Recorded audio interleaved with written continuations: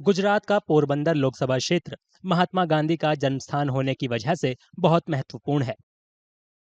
ये अपने बंदरगाह के लिए भी फेमस है, जो राज्य और देश दोनों की अर्थव्यवस्था में महत्वपूर्ण योगदान देता है। यहाँ के मौजूदा सांसद बीजेपी के रमेश भाई धादुक हैं। इस बार पार्टी ने उनकी जगह केंद्रीय स्वास्थ्य मंत्री मनसुख मांडविया को इस सीट से मैदान में उतारा है। ये उनका पहला संसदीय चुनाव होगा। माना जाता है कि इस सीट पर पाटीदार समुदाय का दबदबा है, जो बीजेपी के सपोर्टर हैं। यहाँ मेर और खरवा समुदाय के भी काफी वोटर हैं, जिनके बारे में माना जाता है कि ये बीजेपी और कांग्रेस के बीच बटे हुए हैं। कांग्रेस ने इस सीट पर ललित वसोया को उम्मीदवार बनाया है। वो 2019 में रमेश भाई धादुक के खिलाफ भी चुनाव लड़े थे, लेकिन हार गए थे।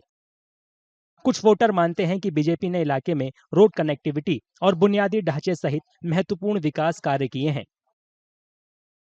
तो हमारे मान लियो कि रोड रास्ता आज 4 लाइन हमको राजकोट से जयपुर का 4 लाइन दिया, और पोरबंदर में जो अपना जो योजना है उसमें दीवार किया। जो दरिया का पानी अंदर आ जाता था गेट विस्तार में, उसको दीवार कर दिया, और रास्ता 6 लाइन दिया।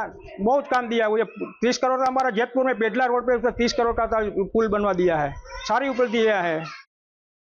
कई ऐसे वोटर भी हैं जिन्हें लगता है कि उनके मुद्दों पर उतना ध्यान नहीं दिया गया जो दिया जाना चाहिए था। विकास के नाम पर बहुत कम काम हुआ है। राजकोट से लेके पोरबंदर तक 170 किलोमीटर का फासला है।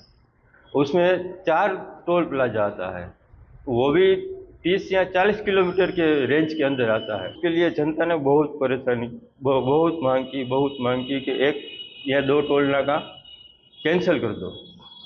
लेकिन यहाँ के जो एमएलए है वो बीजेपी के, संसद है वो बीजेपी के, सबकी रहम राय से बस पब्लिक को लूटना है। 10 साल से बीजेपी की सरकार है, और कितने भी सारी इन लोगों के पास हमने रजूआत की गई है, कितनी भी सारी दरखास्त की गई है, लेकिन ये जोन भी ये लोग बना नहीं सके हैं।